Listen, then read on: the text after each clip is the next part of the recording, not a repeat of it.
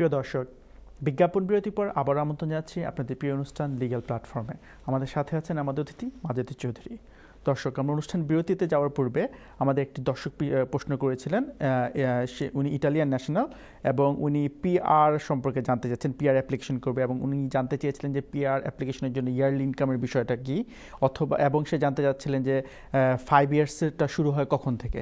Mister চৌধুরীকে request করবো এই বিষয়টি নিয়ে আলোচনা করার জন্য। ধন্যবাদ মুফতি। এখানে ভাই আপনি নিশ্চয়ই আশা করি এখনও আমাদের অনুষ্ঠান দেখছেন।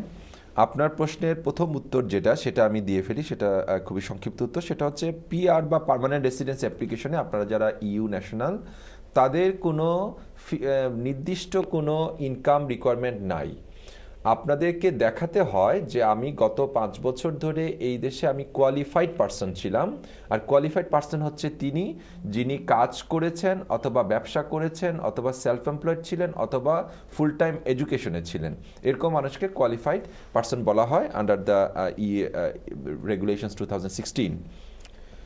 কোনো নির্দিষ্ট ইনকাম দেখাতে হবে এমন কিছু নাই। আপনার দ্বিতীয় প্রশ্নটা খুবই ভেরি ইম্পর্টেন্ট কোয়েশ্চেন, যে 5 বছর পরে আপনি জানেন বা দর্শক আপনারা জানেন যে পার্মানেন্ট রেসিডেন্স অ্যাপ্লিকেশন করা যায় একজন ইউরোপিয়ান ন্যাশনাল এই দেশে আসার 5 বছর পরে। ভাইয়ের প্রশ্ন ছিল যে এই 5 বছরের কাউন্টিংটা কবে থেকে শুরু হবে, অর্থাৎ তিনি যেটা মিন করতে চাচ্ছেন যে আমি যেদিন এসেছি সেদিন থেকে 5 বছর, নাকি আমি যেদিন থেকে কাজ শুরু করেছি সেদিন থেকে 5 বছর। Very good question. এটার উত্তর আমি এভাবে দিতে চাই। এই 5 বছর রিকোয়ারমেন্টটা হচ্ছে রেসিডেন্স রিকোয়ারমেন্ট। যেহেতু এটা রেসিডেন্স রিকোয়ারমেন্ট, ট্রিটি রাইট এক্সারসাইজ আমি কবে থেকে শুরু করেছি, অর্থাৎ আমি ফ্রি মুভমেন্ট যে আমার রাইট, আমি ইটালি থেকে ইউকে আসার মাধ্যমে আমি আমার রাইট টু ফ্রি মুভমেন্ট যে আমি ট্রিটি রাইটটা এক্সারসাইজ করলাম, সেদিন থেকে আপনার রেসিডেন্স রিকোয়ারমেন্ট যে 5 বছর, সেটা কিন্তু কাউন্টিং শুরু হয়ে গেছে সেদিন থেকে। তবে খুব সঙ্গত কারণেই ভাইয়ের মনে এই প্রশ্নটা জেগেছে, যদি কারো এরকম সিচুয়েশনে, যেহেতু 5 বছরের আমার কাজের প্রুফ দিতে হয়, আমি যদি এমপ্লয়েড হই তাহলে আমাকে P60 গত 5 বছরের, আমি যদি সেলফ এমপ্লয়েড হই তাহলে আমাকে SA302 সেলফ অ্যাসেসমেন্ট রিটার্ন যেটা আমি সাবমিট করেছি এটা 5 বছরে দিতে হবে। এখানে একটা রিকোয়ারমেন্ট আছে রেগুলেশনসে যে 5 বছরের মধ্যে আমি কখনো 6 মাস বা তার বেশি আনএমপ্লয়েড থাকতে পারবো না। তাহলে যদি এমন হয় ঘটনা যে আমি এসছি যেদিন, সেদিনের পরে আমার কাজ পেতে বা আমার সেলফ এমপ্লয়েড হিসেবে কাজ শুরু করতে, যে কোনো বা বিজনেস শুরু করতে বা আমার ফুল টাইম এডুকেশন শুরু করতে আমি 6 মাসের পরে 7 মাস 8 মাস 9 মাসের মাথায় গিয়ে আমি কাজ পেয়েছি, তাহলে কিন্তু আমার রেসিডেন্স রিকোয়ারমেন্টটা স্যাটিসফাই হলেও আমি যেদিন এসেছি সেদিন থেকে 5 বছরের মধ্যে কিন্তু আমি পিআর অ্যাপ্লিকেশন করতে পারবো না। কেন পারবো না? আমি যদি সেদিন থেকে 5 বছর ধরি, তাহলে কিন্তু শুরুর দিকে আমার মোর দেন 6 মান্থস একটা গ্যাপ আছে অ্যাজ এ কোয়ালিফাইড পারসন। সেই অর্থে আমি কিন্তু সেদিন থেকে আমার কাউন্টিং শুরু হবে না। আর যদি এরকম ঘটনা না থাকে, যিনি ভাই প্রশ্ন করেছেন বা যারা শুনছেন দেখছেন, যদি এরকম হয় যে আমি এদেশে ঢোকার 6 মাসের মধ্যেই আমি কাজ শুরু করে দিয়েছি এবং তারপরে আমি কন্টিনিউয়াসলি কাজ করে যাচ্ছি, হ্যাঁ মাঝে মধ্যে আনএমপ্লয়েড ছিলাম, মাঝে মধ্যে কাজ করিনি, কিন্তু সেই আনএমপ্লয়মেন্টগুলো was not more then 6 months, তাহলে কিন্তু আমি যেদিন এসছি সেদিন থেকে আমার 5 বছর কমপ্লিটার সাথে সাথে আমি পিআর অ্যাপ্লিকেশন করতে পারবো। তাহলে আশা করি বুঝতে পারছেন যে 5 বছরের কাউন্টিংটা আমার সেদিন থেকেই শুরু হবে, যদি না আমার সে শুরু থেকে 6 মাসের বেশি সময় আমি আনএমপ্লয়েড অবস্থায় ঘরে বসে থাকি, অথবা আমি ফুল টাইম এডুকেশনও শুরু করিনি, কোয়ালিফাইড পারসন ছিলাম না প্রথম 6 মাস 7 মাস, তাহলে কিন্তু আমার শুরু হবে যেদিন থেকে আমি কোয়ালিফাইড পারসন হলাম এই দেশে। কারণ ট্রিটি রাইট দুটো উইং আছে, একটা হচ্ছে by moving into another country and by becoming and qualified person. এবং কোয়ালিফাইং পারসন হচ্ছে কাজ করা অথবা ব্যবসা করা অথবা এডুকেশন, ফুল টাইম এডুকেশনে থাকা। So there are technicalities. এটা হচ্ছে আমি একটা জেনারিক টার্মে আপনাকে অ্যাডভাইস দিলাম যে কীরকম সিচুয়েশনে কী হবে। আপনার কী সিচুয়েশন সেটা কিন্তু আমার জানার সুযোগ হলো না, কাগজ দেখার সুযোগ হলো না। আপনি এই ধরনের অ্যাপ্লিকেশন করার আগে অবশ্যই, এবং আপনারা যারাই এই ধরনের, আমি জানি এখন এই যে ব্রেক্সিটের আগে আগে অনেকের, যদিও আমি একটা জিনিস বারবার আমরা কিন্তু অনুষ্ঠানে বলেছি যে যারা চলে এসছেন এবং যারা ব্রেক্সিটের আগে চলে আসবেন তাদের তাড়াহুড়ার কিছু নাই, আপনারা সুন্দরভাবে প্রিপারেশন নিয়ে অ্যাপ্লিকেশন করবেন। বাট এই ব্রেক্সিট যেহেতু nearing the time 29th of March, অনেকের মধ্যে একটা তাড়াহুড়ো লক্ষ্য করছি আমি ইউরোপিয়ান ন্যাশনালদের মধ্যে। আমি আপনাদেরকে স্ট্রংলি রেকমেন্ড করব, এই অ্যাপ্লিকেশনে এই ধরনের ছোটোখাটো টেকনিক্যালিটিস আছে যেটার কারণে আপনার অ্যাপ্লিকেশন রিফিউজড হতে পারে। শুধু আপনি সময় নষ্ট হবে, আপনার হ্যাসেল হবে। আপনারা অ্যাপ্লিকেশন করার আগে একজন কোয়ালিফাইড সলিসিটার অথবা ইমিগ্রেশন অ্যাডভাইজারের মাধ্যমে করতে না পারলেও তাকে অ্যাপ্লিকেশনটা ছাড়ার আগে একটু দেখাবেন যে এই হচ্ছে আমার সব কিছু ডকুমেন্ট, এই হচ্ছে আমি অ্যাপ্লিকেশন অনলাইনে কমপ্লিট করেছি, আপনি একটু দেখে দেন। তাতে যদি কিছু টাকা আপনার খরচও হয়, আমার মনে হয় আপনার অ্যাপ্লিকেশনটা সুন্দর হবে। আর দয়া করে কোনো আনকোয়ালিফাইড, যিনি কোয়ালিফাইড না, এই দেশের ল প্রফেশন করার জন্য উনি রেজিস্টার্ড না, সার্টিফাইড না, এরকম কারো কাছ থেকে অ্যাডভাইস নেবেন না, এতে করে আপনার অ্যাপ্লিকেশনে আরও ক্ষতি হয়ে যেতে পারে। ধন্যবাদ মিস্টার চৌধুরী খুব সুন্দর ব্যাখ্যা করার জন্য। আমি এখন পরবর্তী কলে চলে যাচ্ছি। দর্শক আসসালামু আলাইকুম। জি ভাইয়া, আসসালামু আলাইকুম। ওয়ালাইকুম আসসালাম। দর্শক আপনার প্রশ্নটা বলুন। জি ভাইয়া, আমার সিম্পল একটা প্রশ্ন। আমার ওয়াইফ এবং আমার ছেলে 2017 অক্টোবরে আসছেন স্পাউস ভিসা নিয়ে। জি। তো এখন আমি জানতে চাচ্ছি যে আমার ওদেরকে 30 মাসের ভিসা দিয়েছিল, 2.5 বছর বোধহয়। তো আমি জানতে চাচ্ছি যে 2.5 বছর পরে A2 পাস করে কি ইনডিফিনিট লিভের জন্য অ্যাপ্লাই করা যাবে নাকি ভিসা এক্সটেনশন করতে হবে? কাইন্ডলি আমি ফোনটা রাখার পরে আমাকে স্পেসিফিক ভাবে আনসারটা দিবেন। জি দর্শক, আপনাদেরকে অসংখ্য ধন্যবাদ। ধন্যবাদ দর্শক আপনার প্রশ্ন করার জন্য। আপনারা আমাদের অনুষ্ঠান দেখতে থাকুন, মিস্টার চৌধুরী আলোচনা করবেন। কি মিস্টার চৌধুরী? হ্যাঁ, সুন্দর সিম্পল এবং ভেরি স্পেসিফিক প্রশ্ন ওনার। ভাই, আপনার ওয়াইফ এবং আপনার ছেলে 17 অক্টোবর 2017 এই দেশে এসছেন as a spouse and as a child of A settle person. কারণ আপনি সেটেল পারসন, হয় ব্রিটিশ অথবা ইনডেফিনিট লিভ টু রিমেন। 2.5 ইয়ার্সের ওনাদেরকে ভিসা দেওয়া হয়েছে। 30 মাস মানে হচ্ছে 2.5 বছরের ভিসা। এই 2.5 বছর পর আপনার ওয়াইফকে A2 লেভেলের একটা ইংলিশ টেস্ট পরীক্ষা দিয়ে ওনাকে আবার এক্সটেনশন নিতে হবে, FLR-M 18,600 প্লাস। যেহেতু সঙ্গে বাচ্চা ছিল, আপনার নিশ্চয়ই মনে আছে, আপনার ওই সময় ইনকাম রিকোয়ারমেন্ট আপনাকে দেখাতে হয়েছিল 22,400 পাউন্ড। এবারও কিন্তু আবার সেই 22,400 পাউন্ড ইনকাম রিকোয়ারমেন্ট দেখিয়ে A2 লেভেলের একটা সার্টিফিকেট দিয়ে অ্যাপ্লিকেশন করলে আপনার ওয়াইফকে এবং ছেলেকে আরও 2.5 বছরের ভিসা দেওয়া হবে। আগের 2.5, এখন পাবেন আরও 2.5। এই 2.5 বছর মানে 5 বছর কমপ্লিট করার পরে তখন তিনি ইনডেফিনিট লিভ টু রিমেনের অ্যাপ্লিকেশন করবেন। তখন আপনার ওয়াইফের যে ইংলিশ সার্টিফিকেট দিতে হবে সেটা হচ্ছে B1 এবং দিতে হবে life in the UK test. আপনার ছেলে যদি তখন 18-র নিচে থাকে তার কিছু লাগবে না, এই ধরনের রিকোয়ারমেন্ট, ইংলিশ ল্যাঙ্গুয়েজ রিকোয়ারমেন্টও নাই, life in the UK test রিকোয়ারমেন্টও নাই। কিন্তু আপনার ছেলে যদি 18-র উপরে হয়ে যায় বা 18 হয়ে যায়, তাহলে আবার তারও আপনার স্ত্রীর মতো life in the UK test এবং B1 ইংলিশ টেস্ট লাগবে। কিন্তু এবার 2.5 বছর পরে নট ILR অ্যাপ্লিকেশন, তিনি করবেন further leave to remain application. এবং যদি ইনকাম রিকোয়ারমেন্ট আপনার আগের মতনই তিনি স্যাটিসফাই করতে পারেন, আপনারা পারেন 22,400 পাউন্ড, তাহলে FLR-M। আর যদি ইনকাম রিকোয়ারমেন্ট স্যাটিসফাই করতে না পারেন, অথবা ইনকাম রিকোয়ারমেন্ট স্যাটিসফাই হয়েছে কিন্তু ইংলিশ ল্যাঙ্গুয়েজ রিকোয়ারমেন্ট স্যাটিসফাই হয় নাই, যে কোনো একটা রিকোয়ারমেন্ট যদি কমতি থাকে তাহলে FLR-FP।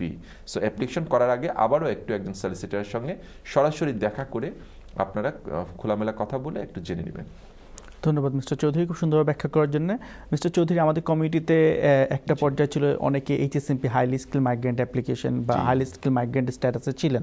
তো তারা অনেকে এখন আবার indefinite leave to remain application করছেন এবং যেটি সমস্যা তারা ফেস করছেন সেটা হলো তারা দেখা যাচ্ছে যে তাদের HSMP ট্যাক্সের ব্যাপারে ডিসক্রিপেন্সি হওয়ার জন্য তাদের অ্যাপ্লিকেশনগুলো রিফিউজ হয়ে যাচ্ছে এবং তারা পরবর্তী অনেকে আপিলের রাইট পাচ্ছে, অনেকে আপিলের রাইট পাচ্ছেন না। তো এই যে সিচুয়েশনটা, যারা আপিলের রাইট পাচ্ছে তাদের অ্যাকচুয়ালি কিভাবে তাদের প্রিপারেশনটা নিয়ে অগ্রসর হওয়া উচিত কোর্টের দিকে? ধন্যবাদ। অনেকেই, প্রায় কয়েক হাজার মানুষ এটার একটা পরিস্থিতির মধ্যে পড়েছেন যাদের আমরা লক্ষ্য করেছি এবং এটা নিয়ে হাউস অফ কমন্সেও আলোচনা, সম্ভবত গত বছর 23শে জুন বিকাল 4টা থেকে 5টা পর্যন্ত 1 ঘন্টা বরাদ্দ ছিল এটার উপর আলোচনা করার জন্য, এবং হাউস অফ কমন্স একটা কমিটি গঠন করে দিয়েছে এটাকে ইনভেস্টিগেট করার জন্য এবং রিপোর্ট দেওয়ার জন্য হাউস অফ কমন্সের কাছে। এবং সেটার প্রেক্ষিতে অনেক দিন পর্যন্ত যাদের এরকম গ্রাউন্ডে যে HMRC-তে ট্যাক্স ডিক্লারেশনের ডিসক্রিপেন্সি, এরকম গ্রাউন্ডে অনেকের অ্যাপ্লিকেশন রিফিউজ হওয়ার পরে যেটা যেই স্টেজেই ছিল, অ্যাডমিনিস্ট্রেটিভ রিভিউ হলে administrative review, judicial review, appeal যে স্টেজে ছিল সেটা কিন্তু অনেকটা হোল্ড করে রাখা হয়েছিল। পরবর্তীতে কিন্তু ওই কমিটি রিপোর্ট দিয়েছে যে না, ওই যে এখানে প্রশ্ন উঠেছিল paragraph 322 sub paragraph 5 of the immigration rules applicable হবে কি না, অর্থাৎ ফলস রিপ্রেজেন্টেশনের অ্যালিগেশন দিয়ে সেটা রিফিউজ করা যাবে কি না, ওটার উপরে পার্লামেন্টারি কমিটি রিপোর্ট দিয়েছে হাউস অফ কমন্সের কাছে যে না, আমরা মনে করি না হোম অফিসের এরকম 322 সাব প্যারাগ্রাফ 5 অ্যাপ্লিকেশনে কোনো এরর অফ ল আছে। তারপরে আবার কিন্তু যে কেসগুলো যে স্টেজে ছিল সেগুলোর ডিসিশন দেওয়া শুরু হয়েছে, কোর্ট হলে কোর্ট, হোম অফিস হলে হোম অফিস। অ্যাপিলের রাইট কারা পাচ্ছে? আমরা দেখেছি অ্যাপিলের রাইট পাচ্ছে তারা যারা আসলে 10 বছরের উপরে বেসিস করে ইনডেফিনিট লিভ টু রিমেনের অ্যাপ্লিকেশন করেছেন। এখন অনেকেই আপনি জানেন টিয়ার 1 জেনারেল বা এইচএসএমপি যেটাকে আগে বলা হতো, সেটাতে প্রথম 3 বছর, পরবর্তী 2 বছর, 5 বছর কমপ্লিট করার প্রাককালে অথবা 5 বছর কমপ্লিট হওয়ার আগেই অনেকের এই দেশে থাকার 10 বছর হয়ে গেছে। তারা তখন সেট ও মানে ওই টিয়ার 1-এ 5 বছর থাকার উপর বেসিস না করে 10 বছরের উপরে বেসিস করে অ্যাপ্লিকেশন করেছেন, তাদেরকেও রিফিউজ করা হয়েছে, তাদেরকে আপিলের রাইট দেওয়া হয়েছে, যেহেতু এটা set LR application, human rights involved হয় এখানে। আর যারা সেট ও অ্যাপ্লিকেশন করেছেন অর্থাৎ টিয়ার 1 জেনারেলে 5 বছর থাকার উপরে ভিত্তি করেই যাদের অ্যাপ্লিকেশন সেটেলমেন্ট, তাদেরকে কিন্তু আপিলের রাইট দেওয়া হয় না, কারণ ইমিগ্রেশন রুলসে তাদের আপিলের রাইট থাকে না। তাদেরকে দেওয়া হয়েছে অ্যাডমিনিস্ট্রেটিভ রিভিউর রাইট। অ্যাডমিনিস্ট্রেটিভ রিভিউ যদি ডিসমিস হয়ে যায় বা সাকসেসফুল না হয়, তাহলে তারা গিয়েছেন জুডিশিয়াল রিভিউতে। আপিলের রাইট থাকুক বা জুডিশিয়াল রিভিউতে যাক, এটাকে যেইভাবে আমি দেখি বিষয়টাকে, এখানে ডিসক্রিপেন্সিটা, এবং এটা নিয়ে আমি গত অনুষ্ঠানেও বোধহয় আলোচনা করেছিলাম যে কোর্ট অফ অ্যাপিলে কিন্তু 23শে জানুয়ারি একটা হিয়ারিং হয়েছে, বালগ্রাজি, মজুমদার অ্যান্ড আলবার্ট কেস, 3 জনের linked case. Court of appeal এটা হিয়ারিং হয়েছে এবং সেটার এখনও আমরা কোনো ডিটারমিনেশন বা ডিসিশন হ্যান্ডেড ডাউন করতে শুনিনি। কোর্ট অফ অ্যাপিল হয়তো এখনও ডিসিশন হয়নি, ওটার উপর অনেক কিছু ডিপেন্ড করবে। এবং সেই কেসের মূল যেটা মুদ্দা ছিল বা মূল পয়েন্ট অফ ল বা ইস্যু যেটা ছিল সেটা হচ্ছে weather it is a deception if A third party is involved in the tax return, যেমন অ্যাকাউন্ট্যান্ট। তো এখানে এক একজনের কেস কিন্তু এক এক রকম। আমরা দেখছি আমাদের কাছে ক্লায়েন্ট আসছে, আমরা দেখছি কারো কারো ক্ষেত্রে আমরা দেখছি তিনি বলছেন যে হ্যাঁ আমারই আসলে ডিসক্রিপেন্সি হয়েছে, এটা আসলে আমার এই কারণে হোয়াট এভার রিজন আমি ডিসক্রিপেন্সি হয়ে গেছে এইচএমআরসির কাছে। হোম অফিসে বলেছিলাম আমার ইনকাম 50,000 পাউন্ড, এইচএমআরসিতে যখন আমি সাবমিট করি, কারণ হোম অফিসে ইনকাম ডিক্লেয়ার করার সময় আর এইচএমআরসিতে ইনকাম ডিক্লেয়ার করার সময়টা কিন্তু একসাথে না। হোম অফিসে আমি কখন ডিক্লেয়ার করছি? যখন আমি অ্যাপ্লিকেশন করছি। সেটা অ্যাপ্লিকেশন করার পরে এইচএমআরসিতে ডিক্লেয়ার করছি আমি কখন? যখন আমার ট্যাক্স ইয়ার শেষ হওয়ার পরে ঘুরে এসে তার ফলোয়িং 31 জানুয়ারির মধ্যে, which is much letter than my declaration to the home office. তো সেখানে তখন ডিক্লেয়ার করতে গেলে দেখা যাচ্ছে আসলে আমার এখানে বেশ কিছু এক্সপেন্ডিচার্স আছে যেগুলো আমি আগে খেয়াল করিনি, অথবা আবার ইনকাম যেটা আমি ডিক্লেয়ার করেছি হোম অফিসের কাছে, আমি ভেবেছি এটা আমার ইনকাম, সেটা আসলে আমার ইনকাম না। কাজে এখানে একটু ব্যত্যয় ঘটেছে, এখানে একটু ব্যবধান হয়ে গেছে আগের ডিক্লারেশনের সাথে এই ডিক্লারেশন এইচএমআরসিতে। আবার অনেকে বলেছে, অনেকের কেসে এরকম ঘটনা আছে যে অ্যাকাউন্টেন্ট ভুল করেছেন। আমি বলেছি আমার 50,000 পাউন্ডই ইনকাম, অ্যাকাউন্টেন্ট তার এটা টাইপোগ্রাফিক্যাল এরর হোক অথবা তার হিউম্যান এরর হোক, তার ক্যালকুলেশনের হোক, তার সফটওয়্যারের সমস্যা হোক, তিনি ডিক্লেয়ার করার সময় সেটা করে দিয়েছেন 48,000 পাউন্ড। 1 টাকা ইনকাম ডিসক্রিপেন্সি হলেও কিন্তু রিফিউজ করতে আমরা দেখছি। আমার কাছে এমনও ক্লায়েন্ট আছে 5 পাউন্ডের ডিফারেন্স, হ্যাঁ, সেটাও কিন্তু রিফিউজ করেছে। So discrepancy is a discrepancy. এই ধরনের মানুষ 322(5) অ্যাপ্লিকেবল হবে কিনা, আমরা কিন্তু ওই কেসটা বালগ্রাজি, মজুমদার এবং আলবার্ট কেসের দিকে তাকিয়ে আছি যে কোর্ট অফ অ্যাপিল কী বলে। আমি বলবো আপনার যেটা কোয়েশ্চেন যে কীভাবে রিপ্রেজেন্ট করা উচিত, ভেরি স্ট্রংলি রিপ্রেজেন্ট করা উচিত এবং as much evidence as possible দেওয়া উচিত। আর সবচেয়ে ভেরি ইনস্ট্রুমেন্টাল এভিডেন্স হচ্ছে দ্য অ্যাকাউন্টেন্ট। যদি কোনো মিস্টেক হয়ে থাকে, সেখানে যদি কোনো অ্যাকাউন্টেন্ট ইনভলভ থাকেন এবং অ্যাকাউন্টেন্টের যদি কোনো ক্যালকুলেশনে বা যে কোনো জায়গায় যদি কোনো মিস্টেক হয়ে থাকে, অ্যাকাউন্টেন্ট সাহেব যেন এটা ফ্র্যাঙ্কলি একটা চিঠি লিখে সেটাকে অ্যাডমিট করেন যেটা আমাদের একটা ক্যালকুলেশনে ভুল হয়ে গেছে। এতে করে কিন্তু উনি ওনার রেগুলেটরি বডি এসিসি দ্বারা কোনো ক্ষতিগ্রস্ত হবেন না। আমার ধারণা মতে ভুল হতেই পারে, আমাদের হয় না, লয়ারের ভুল হয়, ডাক্তারের ভুল হয়, অ্যাকাউন্টেন্টের ভুল হয়, হবেই ভুল। সেই ভুলটা যদি তিনি বলেন যে এখানে আসলে আমার ক্লায়েন্ট বলেছিলেন 50,000 পাউন্ড, কিন্তু আমাদের হিসাব নিকাশ করতে গিয়ে আমরা কিছু কিছু জিনিসটাকে এক্সপেন্ডিচার হিসেবে ধরেছি যেটা আসলে এক্সপেন্ডিচার না, সেইভাবে আমাদের হয়ে গেছে 48,000 পাউন্ড, বাট আমরা পরে আবার অ্যামেন্ড করেছি। অনেকে কিন্তু অ্যামেন্ড করেছেন এইচএমআরসিতে। তো সেভাবে যদি একটা এভিডেন্স দেওয়া যায়, অ্যাকাউন্টেন্টের কাছ থেকে চিঠি দেওয়া যায়, আমার মনে হয় সেই কেসটা খুব ভালোভাবে ফাইট করা যাবে। আচ্ছা, যারা অ্যাপিলের রাইট পেয়েছেন, কারণ সেটেলার অ্যাপ্লিকেশন করেছেন 10 বছর উপরে বেসিস করে, তাদেরকেও কিন্তু কেন রিফিউজ করছে, তারা তো আর ওই 5 বছর উপরে যাচ্ছেন না টিয়ার 1 উপর, তাদেরকে রিফিউজ করা হচ্ছে যে তোমার ওই 5টা বছর বা ওই 5 বছরের মধ্যে যে কোনো একটা হয় এক্সটেনশন অথবা ইনিশিয়াল অ্যাপ্লিকেশনের সময় ডিসক্রিপেন্সি, সেটা যদি ডিসক্রিপেন্সি না থাকতো আমরা তোমাকে ওই ভিসাটাই দিতাম না, আমরা তোমাকে ওই লিভ টু রিমেনই দিতাম না। তাহলে তোমার discrepancy, you misled us, you obtained that 2 years leave to remain by deception, by telling us the lie, সেটার কারণে তোমার 10 বছর আমরা লফুল ধরি না। আমরা মনে করি এটার এগেনস্টে খুব ভালো আর্গুমেন্ট আছে, কারণ leave to remain was granted, এখন আমাকে ডিসক্রিপেন্সি বলা হচ্ছে, সেই ডিসক্রিপেন্সি যদি আইডেন্টিফাই করা হয়, আমি যদি সেটাকে রেকটিফাই করে ফেলি, হ্যাঁ হোম অফিসের আর্গুমেন্ট থাকে যে that period is null and void, or Latin ভাষায় যেটাকে বলে ভয়েড অ্যাব ইনিশিও, ধরে নেওয়া হবে শুরুতেও ছিল না ওই লিভ টু রিমেইন, তাহলে তোমার 10 বছর হয় না। সেটা আসলে ভেরি স্ট্রংলি আর্গুয়েবল একটা পয়েন্ট, এটা আর্গু করা যায় যে না, করা যাবে না সেটা, because you have indeed granted me leave to remain, আর এই ডিসক্রিপেন্সি আমি এখন রেকটিফাই করে ফেলেছি, plus human rights hugely involve 10 বছরের অ্যাপ্লিকেশনে। সো আমার যদি ওই দিকে নাও যাই, আমি ইমিগ্রেশন রুলসের দিকে, আর্টিকেল 8-এর গ্রাউন্ডটা অনেক স্ট্রং, সেক্ষেত্রেও আপনার ভালো আর্গুমেন্ট দেওয়া যেতে পারে, but it is a case is always subject to evidences, ভালোভাবে স্ট্রংলি এভিডেন্স দিয়ে এটাকে ডিফেন্ড করা উচিত এই ধরনের এলিগেশনকে। ধন্যবাদ মিস্টার চৌধুরী, খুব সুন্দরভাবে পরিষ্কার একটা ধারণা দেওয়ার জন্য। আমি এখন পরবর্তী কলে চলে যাচ্ছি। দর্শক আসসালামু আলাইকুম। ওয়ালাইকুম আসসালাম। জি দর্শক, আপনি সরাসরি স্টুডিওতে কথা বলছেন, আপনার প্রশ্নটা বলুন। ওকে, আমি এন্টারপ্রেনিউর ভিসায় ছিলাম। এন্টারপ্রেনার ভিসাতে? হ্যাঁ জি ছিলাম, এবং এটা অনেকদিন আগে আমি এটা এক্সটেনশনের জন্য পাঠিয়েছি। জি 1.5 বছর পেন্ডিং থাকা অবস্থাতে আমার 10 বছর হয়ে গেছে। জি তো আমি 10 বছরের অ্যাপ্লিকেশনও করেছি আইএলও এর জন্য। এটা এই মাসের 19 তারিখে আমি ওয়ান ডে সার্ভিসে গিয়েছিলাম।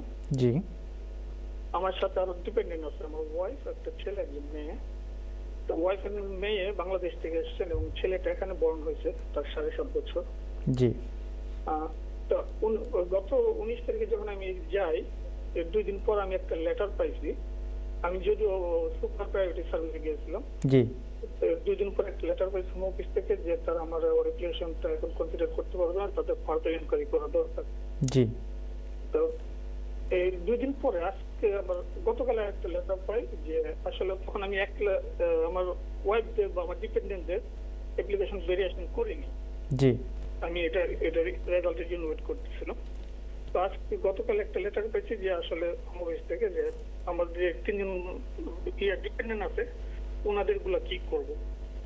তো এখন আমার প্রশ্ন হচ্ছে, আমি কি তাদের গুলা এখনই ভেরিয়েশন করব, বা করলে আমার ছেলে যেহেতু এখানে বড় হয়েছে তারটা করতে হবে কিনা, এবং এই দুটো চিঠির আলোকে আমার রেজাল্টটা কি হতে পারে, এরকম কিছু বলতে পারবেন আপনারা? জি দর্শক ধন্যবাদ, আপনি ফোন হোল্ডে থাকেন, আমার অতিথি মিস্টার চৌধুরী আপনাকে কিছু প্রশ্ন করবেন। জি হ্যাঁ, সুন্দরভাবে আপনি এক্সপ্লেইন করেছেন আপনার সিচুয়েশন, আমি নোট নিয়েছি। দুঃখিত, আমার শুধু একটা প্রশ্ন আপনার কাছে জিজ্ঞাসা, সেটা হচ্ছে এইবার এক্সটেনশন অ্যাপ্লিকেশনে আপনার ছেলেও কি সেই অ্যাপ্লিকেশনে আপনার ডিপেন্ডেন্ট হিসাবে ছিলেন? জি জি। আচ্ছা, তাহলে আপনার ছেলের কি আগে যখন আপনি ইনিশিয়াল টিয়ার 1 এন্টারপ্রেনার ভিসা পান, তখন কি আপনার ছেলেও এন্টারপ্রেনার ভিসার ডিপেন্ডেন্ট হিসাবে ভিসা পেয়েছিলেন নাকি? হ্যাঁ হ্যাঁ। আচ্ছা, সেটাই জানার ছিল। ঠিক আছে, আমি আপনার ফ্যাক্ট বুঝতে পেরেছি, আমি সেটার উত্তর দিচ্ছি আপনার ফোনে। ধন্যবাদ দর্শক প্রশ্ন করার জন্য। আমি চলে যাচ্ছি আমাদের অতিথি মিস্টার চৌধুরীর কাছে। জি, এখানে কয়েকটা বিষয় আপনাকে দেখতে হবে এরকম সিচুয়েশনে। আমরা দেখতে পাচ্ছি আপনি যখন এক্সটেনশন অ্যাপ্লিকেশন করেছেন, টিয়ার 1 এন্টারপ্রেনার এক্সটেনশন অ্যাপ্লিকেশন, আপনার অ্যাপ্লিকেশন এবং আপনার সাথে আপনার ওয়াইফ, আপনার সান, আপনার ডটার, এই 3জন ডিপেন্ডেন্ট হিসাবে অ্যাপ্লিকেশন করেছেন। কিন্তু এর পরে 1.5 বছর পেন্ডিং থাকার মাথায় আপনার 10 বছর হয়ে যাওয়ার কারণে আপনি সেট এলআর অ্যাপ্লিকেশন করেছেন। এটাকে বলা হয় ভেরিয়েশন অফ অ্যাপ্লিকেশন। আপনি একটা অ্যাপ্লিকেশন থাকা অবস্থায় আপনি সেখান থেকে ভেরি করে চলে এসেছেন, আপনি সেটেলার অ্যাপ্লিকেশন। সেম ডে সার্ভিসটা বোধহয় আপনি করেননি। আপনি যদি 29 নভেম্বরের পরে অ্যাপ্লিকেশন করে থাকেন তখন আর সেম ডে সার্ভিস থাকে না। Same day service has been abolished, it has become an obsolete provision. এটাকে এখন বলা হয় প্রায়োরিটি সার্ভিস।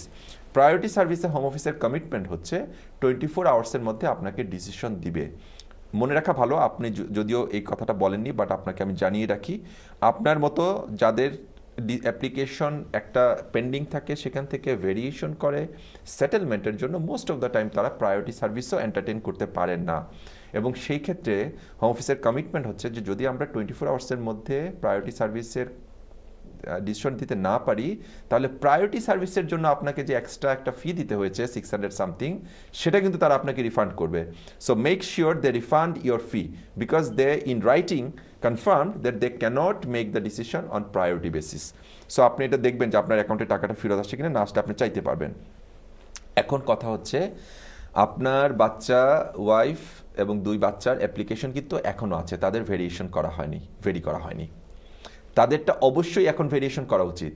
ভাগ্য ভালো যে আপনাকে হোম অফিস আবার একটা চিঠি দিয়ে এটা জানতে চেয়েছে। মেইন অ্যাপ্লিকেন্ট যদি চলে আসেন, তাদের অ্যাপ্লিকেশনটা এখন যেটা করতে হবে সেটা হচ্ছে ডিপেন্ডস। আপনার ওয়াইফ এবং মেয়ের ক্ষেত্রে বলি, আপনার ছেলের সম্পর্কে আপনি আলাদাভাবে জানতে চেয়েছেন, যার জন্ম এই দেশে একটা বাচ্চা, আপনি যদি ইনডেফিনিট লিভ টু রিমেন পেয়ে যান, সঙ্গে সঙ্গে সেই বাচ্চা কিন্তু সিটিজেনশিপের জন্য এলিজিবল হয়। ভুল ধারণা আছে অনেকের যে সে সরাসরি ব্রিটিশ হয়ে যায়। নো, ব্রিটিশ হওয়ার জন্য অ্যাপ্লিকেশন করতে হয়। সে মিস্টার চৌধুরী, আমার সময়ের স্বল্পতা আছে, বিজ্ঞাপন বিরতি যেতে হবে। বিরতি থেকে আমরা বিরতির পরে আলোচনা করব। অবশ্যই, দর্শক, সময় যেটি বিজ্ঞাপন বিরতিতে যাওয়ার, আশা করি আমাদের সাথেই থাকবেন।